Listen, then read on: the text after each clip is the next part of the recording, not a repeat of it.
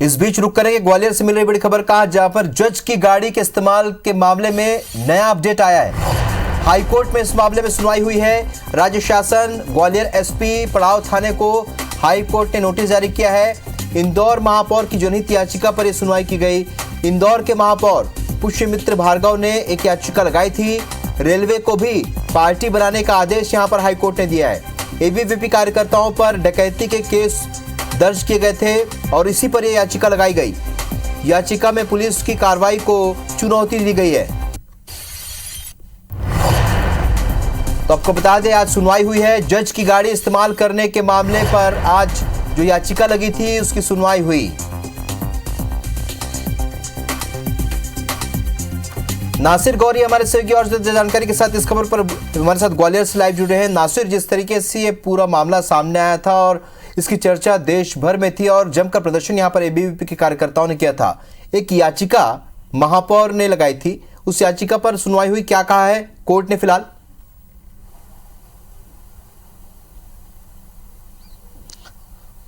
देखिए, IBC 24 ने शुरुआती दौर से इस मुद्दे को उठाया था और उसके बाद इंदौर के जो मेयर हैं पुष्यमित्र भार्गव, उन्होंने ग्वालियर हाईकोर्ट की बेंच में एक याचिका दायर की थी जिसमें कहा था और उन्होंने पुलिस की कार्रवाई को चुनौती दी थी।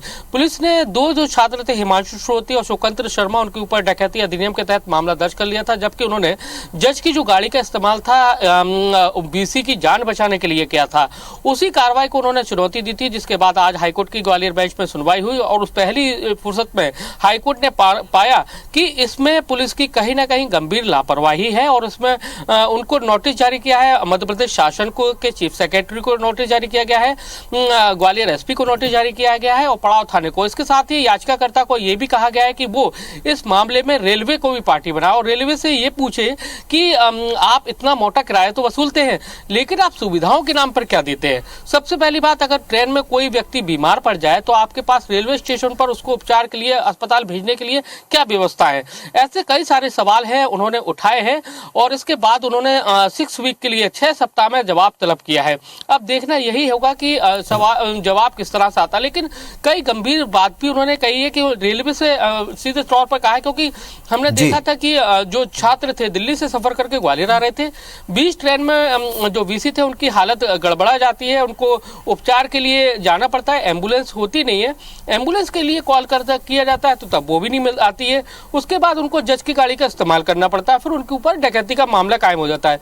लगातार प्रदर्शन का दौर चलते हैं। IBC 24 ने भी इसको जनहित का मुद्दा बनाते हुए लगातार दिन भर खबरें उठाई। उसके बाद उन बच्चों को पहली जो बेल एप्लीकेशन थी JMFC कोर्ट से खारिज की जाती है, लेकिन हाई कोर्ट से उनको जमानत मिल जाती है। लेकिन अब उसी मामले को लेकर जो जबलपुर के, माफ कीजिएगा, इंदौर के मेयर थे पुष्यमित्र भार्गव, उन्होंने जनहित याचिका दायर की थी और उन्होंने चुनौती दी थी पुलिस की कार्रवाई पर, जिसके बाद ये पूरी नोटिस की कार्रवाई की गई है। अब देखना यही है कि किस तरह से जवाब आता है। बिल्कुल, जवाब किस तरीके का आता है ये तो कोर्ट में पता चल जाएगा। अगली सुनवाई में जरूर इस पर दोनों पक्ष है अपना जवाब प्रस्तुत करेंगे नासिर। लेकिन क्योंकि ये मामला एबीवीपी के जो का छात्रों पर दर्ज हुआ था और उसके बाद लगातार प्रदर्शन भी देखने को मिला था और अब कोर्ट ने ये माना है कि कहीं ना कहीं छात्रों ने तो मदद की, लेकिन अब रेलवे का एक पक्ष जानने की कोशिश की है, अगर इतनी मोटी रकम ली जाती है तो क्यों नहीं सुविधाएं दी जाती? ये तमाम विषयों पर क्या इन पक्षों से बात हो पाई? पुलिस प्रशासन से क्या आपकी चर्चा हो पाई? क्या रेलवे प्रशासन से कोई चर्चा हो पाई आपकी?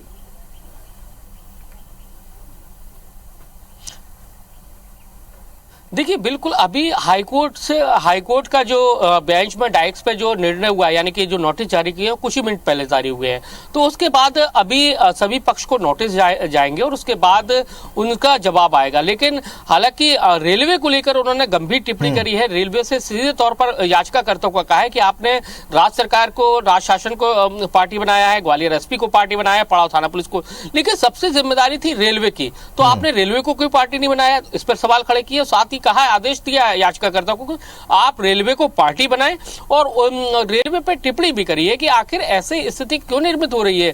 जब आपके पास कॉलम होता है, जब कोई रिजर्वेशन कराना आता है तो आप उसमें कॉलम में पूछते हैं कि आप डॉक्टर हैं या नहीं है, लेकिन उसके बावजूद भी आपके पास सेवाएं नहीं है हेल्थ से रिलेटेड। रेलवे स्टेशन, जो बड़े रेलवे स्टेशन है, वहां पर आपके पास ऐसी सुविधाएं नहीं है, तो ये गंभीर बात है। तो ये सबसे गंभीर बात वास्तव में है। अगर किसी व्यक्ति को बाई चांस अटैक पड़ता है तो उसको एम्बुलेंस एम्बुलेंस होना चाहिए हर रेलवे स्टेशन पर, जो बड़े रेलवे स्टेशन होते हैं वहां होना चाहिए। लेकिन इस वाले जो घटनाक्रम में ये देखने को मिला कि उन्होंने एम्बुलेंस को भी कॉल किया एबीवीपी के कार्यकर्ताओं ने, तो एम्बुलेंस तो आई नहीं, मौजूद रहना चाहिए वो तो थी नहीं, उसके साथ ही कॉल जिसको किया वो भी नहीं आई, और अब जब गाड़ी का उपयोग किया उनको नहीं पता था, जैसा कि उन लोगों का कहना है कि हमें नहीं पता था कि ये जज की गाड़ी है, हमने यूज करी गाड़ी को और फिर उसके बाद हमारे ऊपर डकैती का मामला कायम हो जाता है।